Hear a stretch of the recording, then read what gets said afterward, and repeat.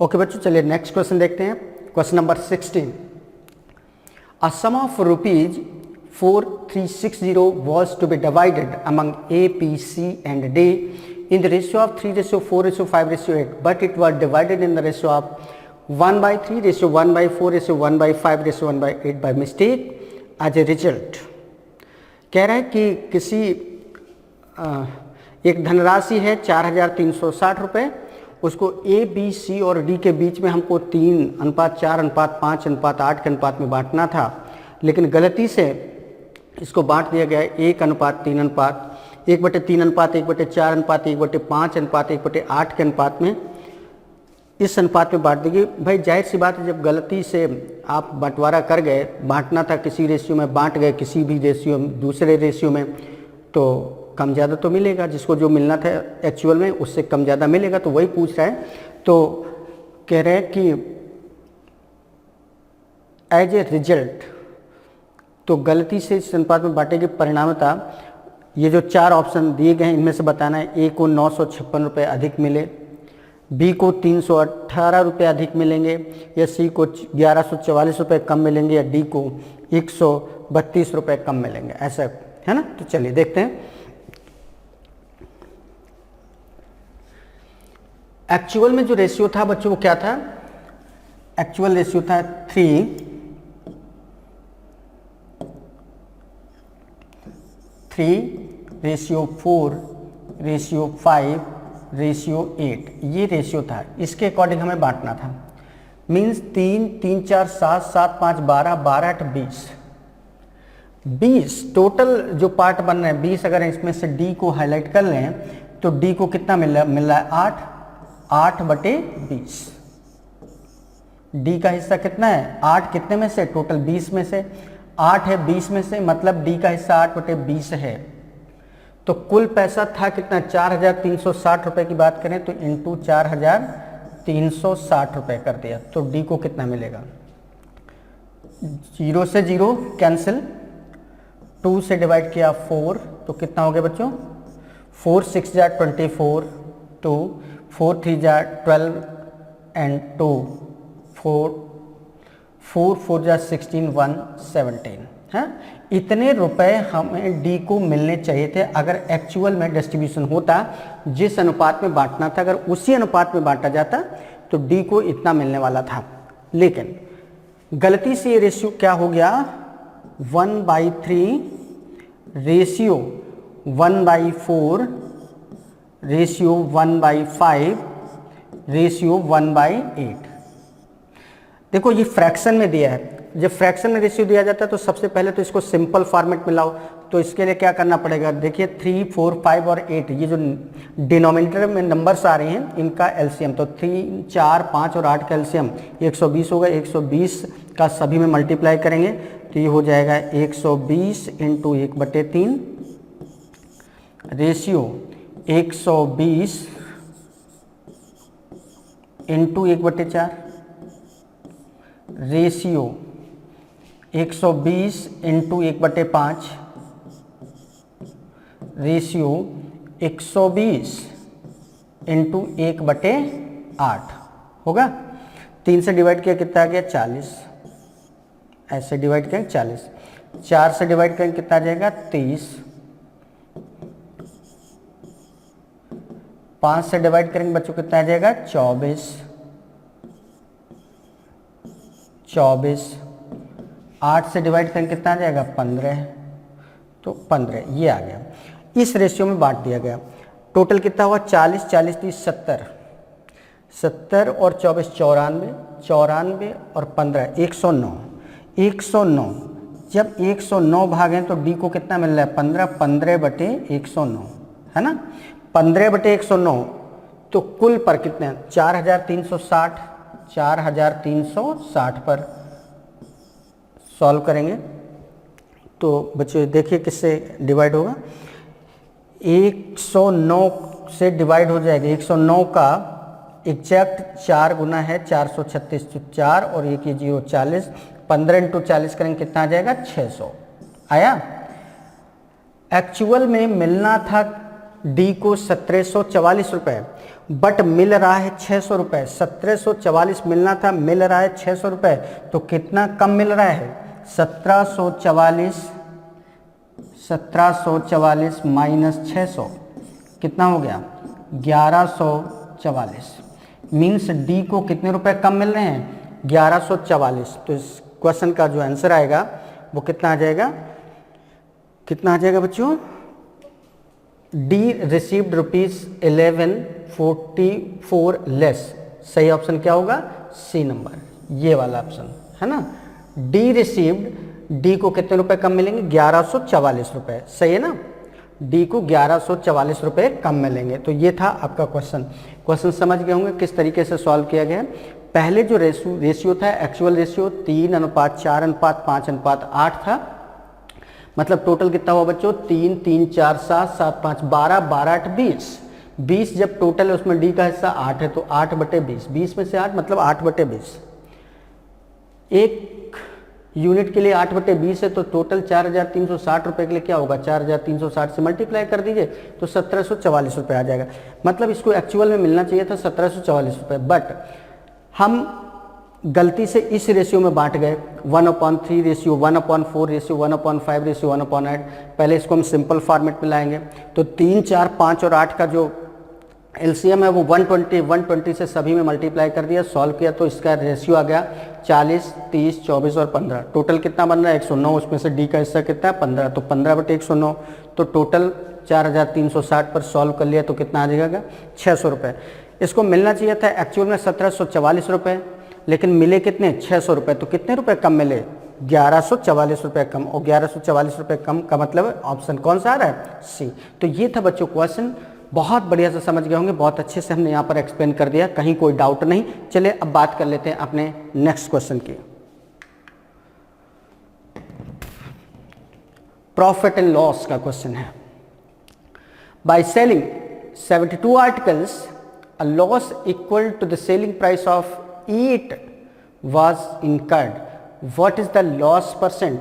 72 वस्तुओं को बेचने पर 8 वस्तुओं के विक्रय मूल्य के बराबर हानि होती है, तो हानि प्रतिशत क्या होगा? देखिए बहुत खूबसूरत सा क्वेश्चन है।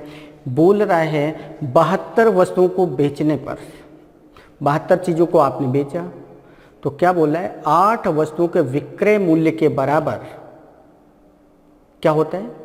लॉस होता है। जरा समझिए क्वेश्चन, समझो बच्चों क्या है। मान लो हम हर चीज को, हर वस्तु को 1 रुपए में बेच रहे थे, तो 72 चीजों को बेचा तो कितने रुपए मिले होंगे? हर चीज को हम 1 रुपए में बेच रहे हैं, तो 72 चीजों को बेचने पर कितना रुपए मिलेगा? 72 रुपए। और जब 72 रुपए मिले तो कह रहा है 8 वस्तुओं के विक्रय मूल्य के बराबर हानि होती है, और एक वस्तु का विक्रय मूल्य है 1 रुपये, तो 8 वस्तुओं का विक्रय मूल्य 8 रुपये का हानि हुई कि नहीं हुई? मतलब जब 72 रुपये में हम किसी चीज़ को बेच रहे हैं तो 8 रुपये की हानि हो रही कि नहीं? 72 रुपये में बेच रहे हैं, फिर कह रहे हैं 8 रुपये की हानि हो रही, इसका मतलब हमारी चीज़ की कीमत क्या रही होगी? 72 + 8 मीन्स कितनी रही होगी हमारी चीज़ की कीमत? 80 रुपये। मीन्स ये क्या बन के आ गई? Cost price. हमें कॉस्ट प्राइस पता चल गई, कितनी आ गई? 80 रुपये। उस वस्तु का जो कॉस्ट प्राइस है वो बच्चों कितना है? 80 रुपये। क्लियर है ना? तो कह रहे हैं हानि प्रतिशत क्या है? अब 80 रुपये ये तो कॉस्ट प्राइस है, और यहाँ पर लॉस कितने का हो रहा था? 8 रुपये का। तो 8 रुपये का लॉस हो रहा है कितने पर? 80 पर। इसको परसेंटेज में ब्रेक करना है तो इनटू क्या कर दिया? 100। ठीक है, 1 0 से 1 0 कैंसिल, 8 से 8 कैंसिल, कितना आ गया? 10% लॉस। तो क्या होगा बच्चों? 10% लॉस। और इस अकॉर्डिंग इस क्वेश्चन का जो आंसर आएगा वो क्या होगा? Option number B. बहुत बढ़िया क्वेश्चन था, बहुत अच्छा समझने वाला क्वेश्चन था। फिर से समझिए, कह रहा है जब 72 वस्तुओं को बेचा जाता है तो 8 वस्तुओं के विक्रय मूल्य के बराबर क्या होती है? हानि होती है। तो हमने ये थोड़ी देर के लिए मान लिया कि हम हर चीज़ कितने रुपए में बेच रहे थे? 1 रुपये में। कितने रुपए में? 1 रुपये में। तो 72 चीज़ों को जब हमने बेचा होगा तो हमें कितना रुपया मिला होगा? 72 रुपया। और जब 72 रुपये हमारे हाथ में आए तब हम ये कह रहे हैं कि भाई यार 8 रुपये का लॉस हो गया। मतलब इसका ये हुआ कि हमारी चीज़ की एक्चुअल जो प्राइस थी इससे भी 8 रुपये ज़्यादा थी। मतलब उस चीज़ की कॉस्ट प्राइस क्या थी? 72 + 8 80 रुपये। 80 रुपये कॉस्ट प्राइस है, और यहाँ लॉस कितने का आ रहा है? 8 का। तो 8 जो है वो 80 का कितना परसेंट है?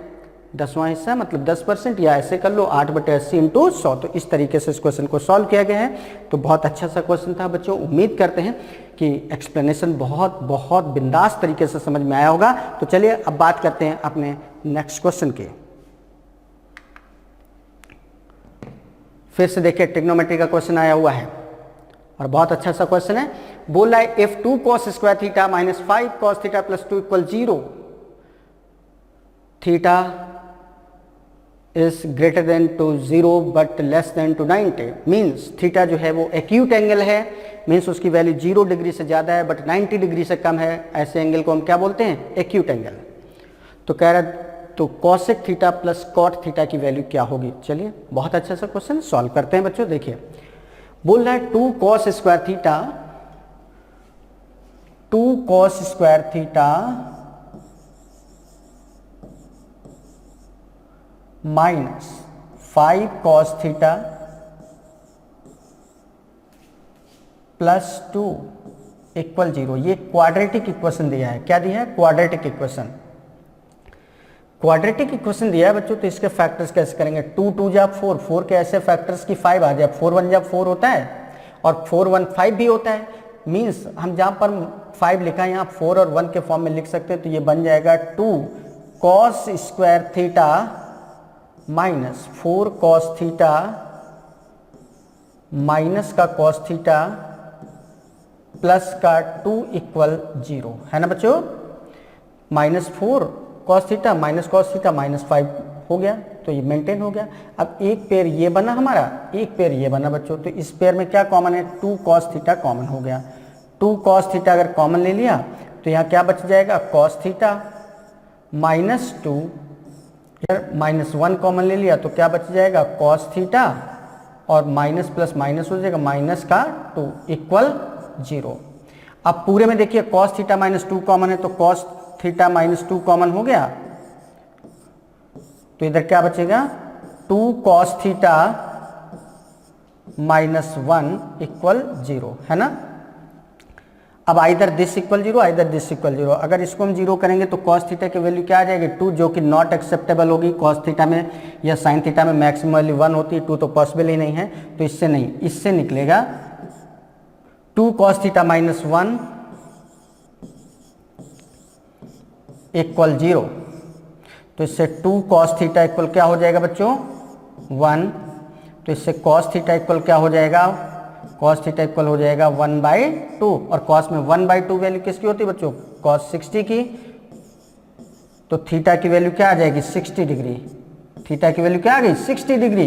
और थीटा की वैल्यू अगर 60 डिग्री आ गई तो हमसे क्या पूछा गया था? cosec theta plus cot theta. तो cosec थीटा, थीटा में पता चल गया 60 है, तो cosec 60 हो जाएगा। cosec 60 degree plus cot 60 degree है ना। अब इनकी वैल्यू रखो। देखिए sin 60 की वैल्यू क्या होती है? sin 60 की वैल्यू होती है √3/2 और sin का उल्टा होता है cosec। तो अगर उसकी वैल्यू √3/2 है तो cosec 60 की वैल्यू क्या हो जाएगी? 2/√3 हो जाएगी ना। प्लस tan 60 की वैल्यू क्या होती है? √3। तो cot 60 की वैल्यू उसका उल्टा हो जाएगी 1/√3 है ना। क्यों? क्योंकि tan का उल्टा cot होता है।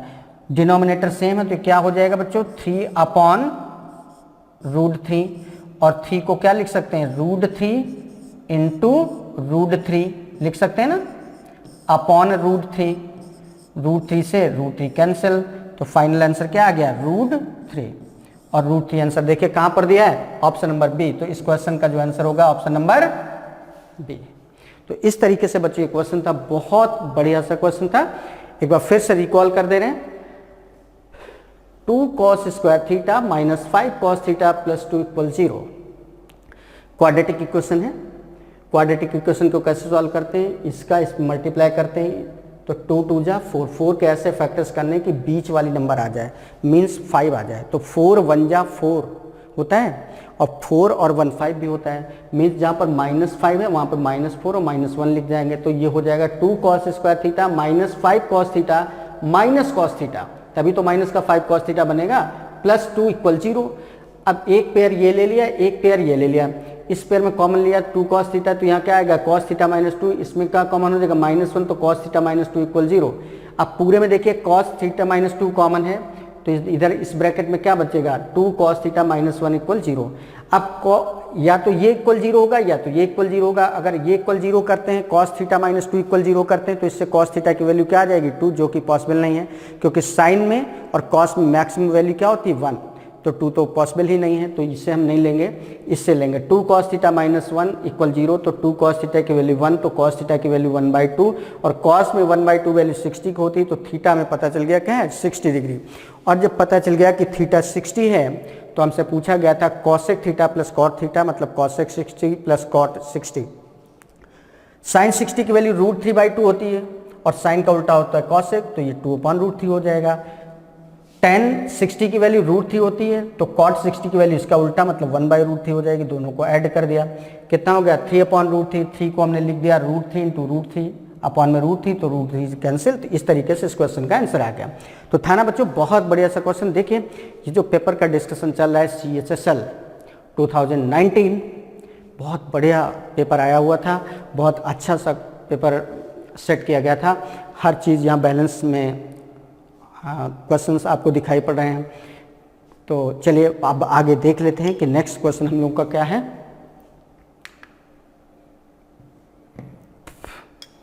चलिए फिर से एक बहुत बढ़िया क्वेश्चन आया हुआ है।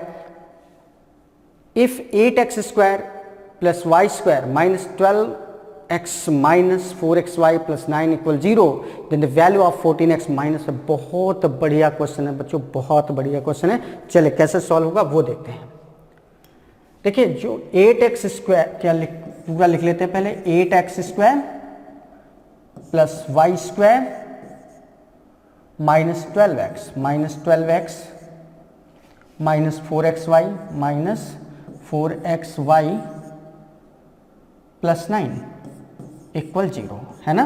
एक काम करते हैं, जो 8x² लिखा है इसको हम लिख सकते हैं 4x² प्लस 4x² लिख लेंगे, कोई दिक्कत, plus y² minus 12x minus 4xy plus 9, सही है ना, इक्वल 0। अब देखो ये हो जाएगा, ये 4x² और इसको एक साथ, इसको 4x² प्लस y² और ये 4xy, इसको एक साथ लो, तो इतने को पहले एक साथ लिख लेते हैं। तो ये हो जाएगा 4x² प्लस y² माइनस का 4xy, ऐसे लिख लिया, है ना। इतनी चीज एक साथ लिख ली। आगे क्या बचा होगा, 4x² माइनस 12x प्लस 9, सही है ना। दोनों को हमने अलग अलग करके लिख लिया। अब ये देखो बच्चों, ये क्या लिखा है, ये लिखा है ये 2x का होल स्क्वायर है, ये y का होल स्क्वायर, मीन्स ये लिखा है 2x माइनस y का whole square. 2x minus y का होल स्क्वायर अगर खोलेंगे तो यही तो आएगा भाई, 2x का स्क्वायर 4x², y का स्क्वायर y² माइनस 2a भी होता है, तो 2 2 जा 4xy आ गया। प्लस इसी तरीके से ये लिखा है, देखो ये 2x का होल स्क्वायर लिखा है, ये 3 का होल स्क्वायर लिखा है, तो ये लिख गया आपका 2x माइनस 3 का होल स्क्वायर, है ना। अब इक्वल क्या है बच्चों, ये इक्वल था 0, है ना। अगर इसका स्क्वायर प्लस इसका स्क्वायर इक्वल 0 है, तो इसका मतलब ये है कि ये अपने आप में 0 रहा होगा, ये अपने आप में 0 रहा होगा, तभी इन दोनों के स्क्वायर का सम 0 हुआ होगा। It means 2x minus y equal 0, ठीक है। और इधर क्या हो जाएगा, 2x minus 3 equal 0। 2x minus 3 equal 0, तो इससे x की वैल्यू क्या आ जाएगी, 2x बराबर 3 आ जाएगा। तो x बराबर क्या हो जाएगा, 3/2, और x की वैल्यू अगर 3/2 आ गई तो ये वैल्यू यहाँ रखेंगे, तो इसमें क्या आ जाएगा, 2 इंटू 3/2 माइनस वाई इक्वल 0। तो 3 माइनस वाई इक्वल 0, तो y इक्वल क्या हो जाएगा, 3। x की वैल्यू आ रही 3/2, y की वैल्यू आ रही 3, ये वैल्यू यहाँ पर उठा के रखेंगे तो कितना हो जाएगा बच्चों, 14x। तो 14x की वैल्यू क्या आ रही, 3/2 माइनस 5, y की वैल्यू क्या आ रही है, 3। तो ये कितना हो गया, 2 से डिवाइड किया 7, 7 3 जा 21, 21 माइनस 5 3 जा 15, 21 माइनस 15 कितना हो गया बच्चों 6।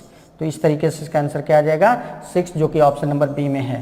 तो इस क्वेश्चन का आंसर क्या आ जाएगा 6 था ना। बहुत बहुत बढ़िया क्वेश्चन था बच्चों, समझने के पॉइंट ऑफ व्यू से बहुत ज़बरदस्त तरीके से समझाने का हमने प्रयास किया है। एक बार फिर से देख लेते हैं हमने क्या किया है। थोड़ी सी हमने चालाकी दिखाई कि जो 8x² + y² minus 12x minus 4xy + 9 = 0 दिया था, बस वहाँ पे हमने केवल ये सेट कर लिया कि जो 8x² है उसको 4x² + 4x² ऐसे लिख दिया है।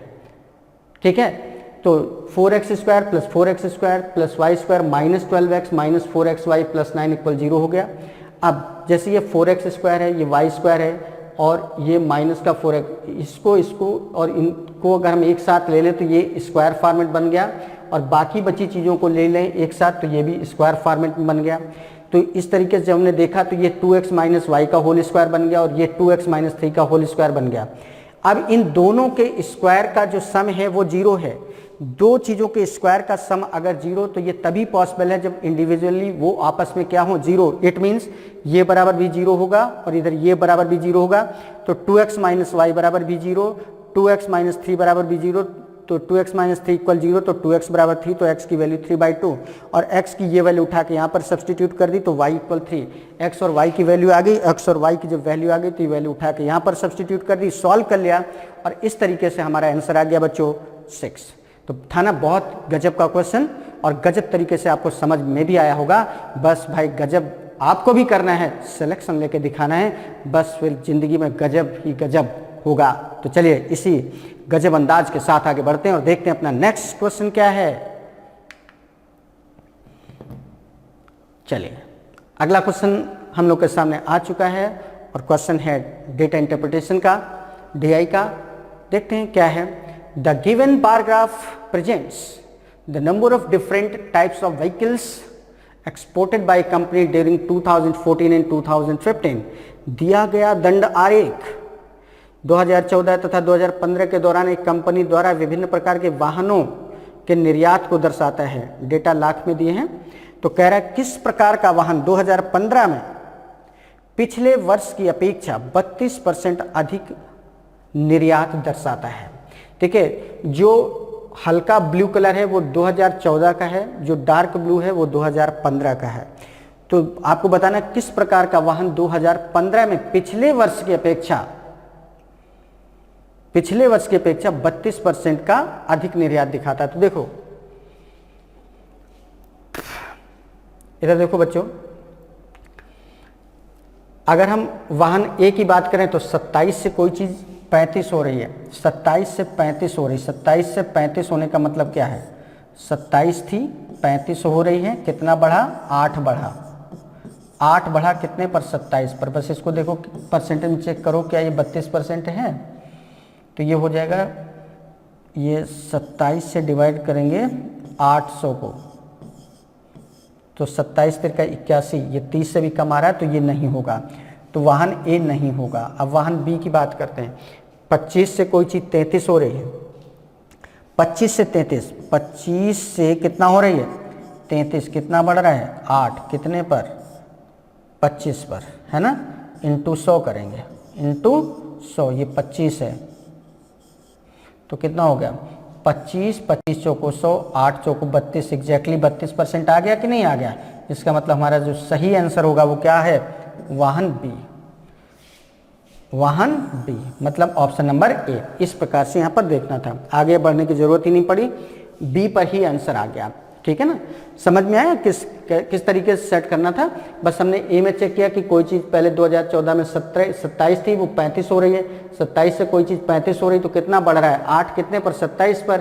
परसेंटेज में चेंज करके देखेंगे तो कितना आएगा, ये 27 तिरका 81 मतलब 30 से भी कम आ जाएगा, जबकि वहाँ 32% की बात कर रहा है। इट मीन्स ए नहीं होगा। अब हमने बी की बात करी, बी 25 से 33 हो रही है, 8 बढ़ रहा है, कितने पर 25 पर, इंटू 100 करेंगे तो 25 चौको 100, 4 अट्ठे 32, एग्जैक्टली क्या आ गया 32%। तो इस प्रकार से बच्चों इस क्वेश्चन का जो आंसर होगा वो कितना होगा, बी, जो व्हीकल बी है उसमें 2014 से 2015 में जो निर्यात में, एक्सपोर्ट में जो इंक्रीमेंट हो रहा है, बढ़ोतरी हो रही है, वो कितना है 32% की हो रही है। और यही क्वेश्चन था। तो उम्मीद करते हैं क्वेश्चन बहुत अच्छे से समझ गए होंगे। चलिए अब बात करते हैं अपने नेक्स्ट क्वेश्चन की।